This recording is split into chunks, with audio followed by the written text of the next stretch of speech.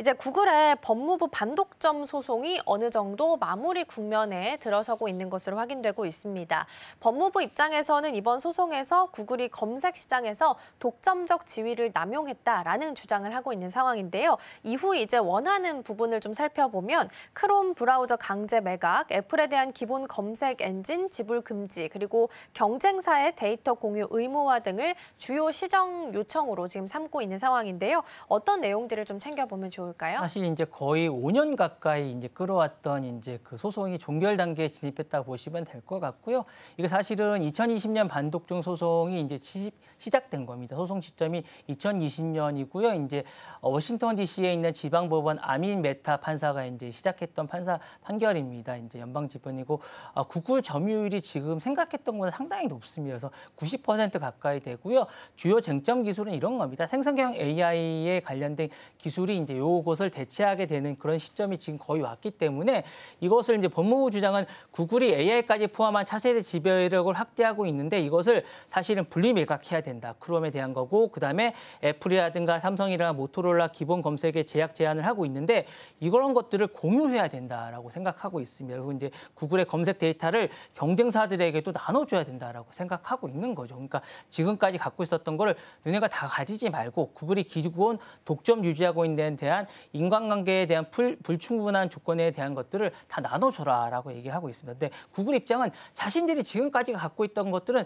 그러니까 기업이 갖고 있는 그런 데이터를 왜 나눠줘야 되느냐. 자신들이 그동안 구축해왔고 자신들이 많은 걸 투자해왔던 것들을 나눠주라는 건 다른 기업들도 많은 것들이 갖고 있는 재산들을 나눠주라는 것과 똑같은 거기 때문에 이런 것들은 개인 재산을 나눠주라는 것과 똑같기 때문에 자본주의 사회에서 맞지 않다라고 이야기하고 있기 때문에 그런 것들이란 거고 그다음에 이제 구글이 연 $200를 애플에 그러니까 받고 있는 이런 부분들이 검색 엔진을 제공하고 받고 있는 건데 이런 것들도 받지 말라고 얘기하는 건데 이것도 개인과 개인 간의 어떤 계약인데 이런 거를 국가가 직접 개입해서 하는 것은 맞지 않다라고 이야기하고 있는데 사실 이거는 제가 볼 때 8월에 이제 어떤 판결이 있을 것 같은데 거의 제가 볼 때는 이게 거의 이제 법무부가 주장하는 대로 판결이 날 가능성이 거의 높기 때문에 구글이 지금 계속 항소를 하고 있는 이런 게 아닌가라는 생각이 있습니다. 그래서 AI를 둘러싼 세 쟁점이 아마 법무부가 생성형 AI에 대한 것들을 이제 차세대 구글이 선점하려는 부분을 계속 해체하려고 하고 있고 독점하려는 부분을 계속 하지 말라고 하는 부분이 이제 쟁점이 되고 있는데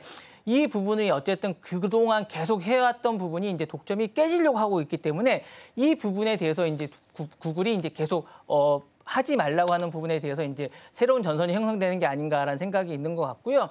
플랫폼 간의 결제나 데이터 거래에 대해서 근본적인 문제를 계속 제기하고 있는 부분이 아닐까라는 생각이 되고 있습니다. 그래서 이 부분이 아마 이제 8월에 이제 판결이 날 것 같은데 이 부분에 대한 것도 이제 위헌이라고 이제 계속 나올 것 같은 생각이 들어서 이제 이 부분에 대해서 새로운 판결이 나올 것 같고 AI에 대한 새로운 해석이 나올 것 같아서 이제 구글이 떨고 있는 게 아닌가라는 생각이 듭니다. 그래서 이 부분에 대해서 이제 수직 통합적인 대한 것들이 이제 기본적인 변화가 있을 것 같은 생각이 들면서 이런 생각이 이제 독점 규제에 대한 새로운 전선이 부상하게 될 것 같고 AI에 대한 새로운 판도가 나올 것 같은 생각이 들어서 이제 좀 지켜봐야 될 것 같은 생각이 듭니다. 그래서 좀 더 지켜봐야 되지 않을까라는 생각이 듭니다. 네.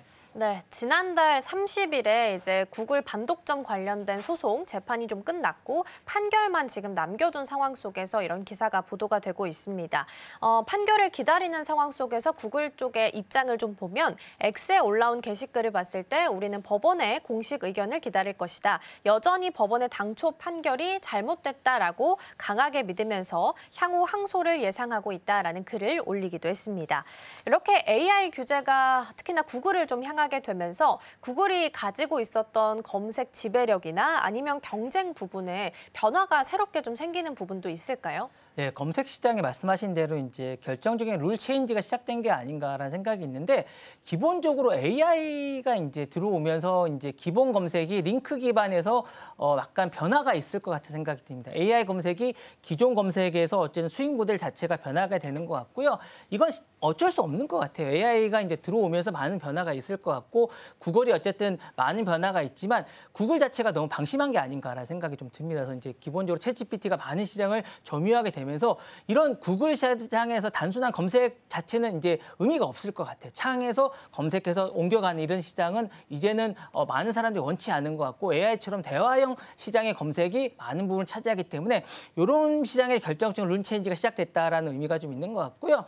규제가 데이터 폐쇄성을 겨냥한 게 아닌가라는 생각이 듭니다. 그래서 AI 검색의 핵심 자산은 데이터와 모델을 독점적 결합이 아닌가라는 생각이 들고 이제 기본적으로 이거는 변화가 있고 이렇게 구글처럼 많은 것을 자기가 독점하는 시대는 변화가 이제 없어져야 된다라고 많은 사람이 생각하고 있는 것 같고 법무부도 이런 것들은 공유를 해라 이렇게 생각이 된 것 같습니다. 그래서 이런 것들도 이제 변화가 되는 것 같고 활용하는 구조로 집중 주사가 되고 이건 8월에 아마 깨지게 될 거는 분명한 것 같아요. 그래서 변화가 될 것 같은 생각이 들고 브라우저 OS 검색의 수직 결합도 본격적으로 해체가 되지 않을까라는 생각이 듭니다. 그래서 MS, 오픈 AI, 아마존에게도 기회가 창출되지 않을까라는 생각이 듭니다. 네.